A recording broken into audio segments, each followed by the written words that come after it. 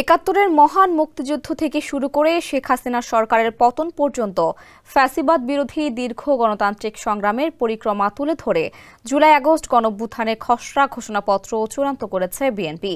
এই ঘোষণাপত্রে ভবিষ্যতে ফ্যাসিবাদী শাসন যাতে আর ফিরে না আসতে পারে সে ব্যাপারে দৃঢ় অভিপ্রায় ব্যক্ত করা হয়েছে।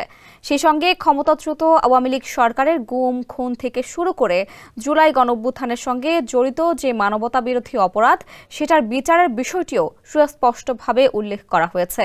তবে ছাত্রদের ও বিএনপির তৈরিকৃত খসড়া ঘোষণাপত্র পর্যালোচনায় দেখা যায় অধিকাংশ ক্ষেত্রে মতামতে মিল থাকলেও কিছু কিছু জায়গায় পার্থক্য রয়েছে। রাজকুমার নন্দীর প্রতিবেদনে বিস্তারিত জানাচ্ছেন সঞ্জিদা ইসলাম।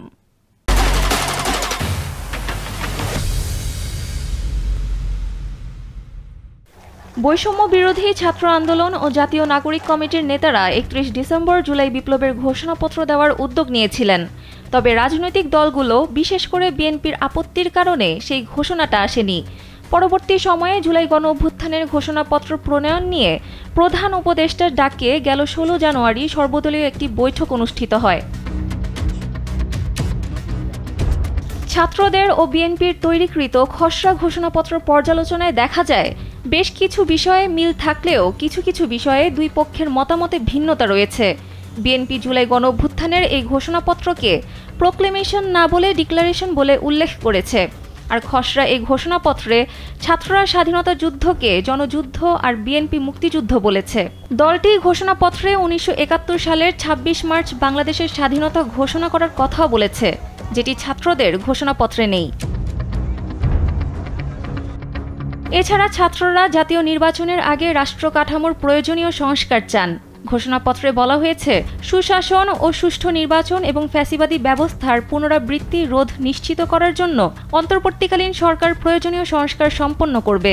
অন্যদিকে বিএনপি ন্যূনতম সময়ে জাতীয় নির্বাচন এবং নির্বাচিত জাতীয় সংসদে সাংবিধানিক সংস্কারের পক্ষে। ফ্যাসিস্ট শেখ হাসিনার পতনের আন্দোলন আওয়ামী শাসনামলে নির্যাতনের শিকার হওয়া ব্যক্তিদের নিয়েও ছাত্র ও বিএনপির খসড়ায় কিছুটা ভিন্নতা রয়েছে। ছাত্ররা তাদের ঘোষণাপত্রকে উপযুক্ত রাষ্ট্রীয় ও সাংবিধানিক স্বীকৃতি প্রদানের আহ্বান জানিয়েছে।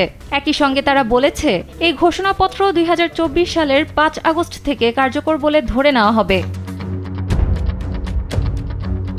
বিএনপি স্থায়ী কমিটির সদস্য সালাউদ্দিন আহমেদ কালবেলাকে জানান, এই ঘোষণাপত্রের রাজনৈতিক গুরুত্ব থাকতে পারে, এটা একটা ঐতিহাসিক দলিল হিসেবে স্বীকৃতি পাবে, কিন্তু সেটার সাংবিধানিক ও আইনি গুরুত্ব কি সেটা নিয়ে আলোচনার প্রয়োজন আছে।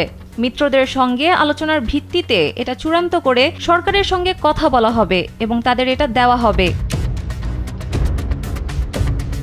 সঞ্জিদা ইসলাম, কালবেলা।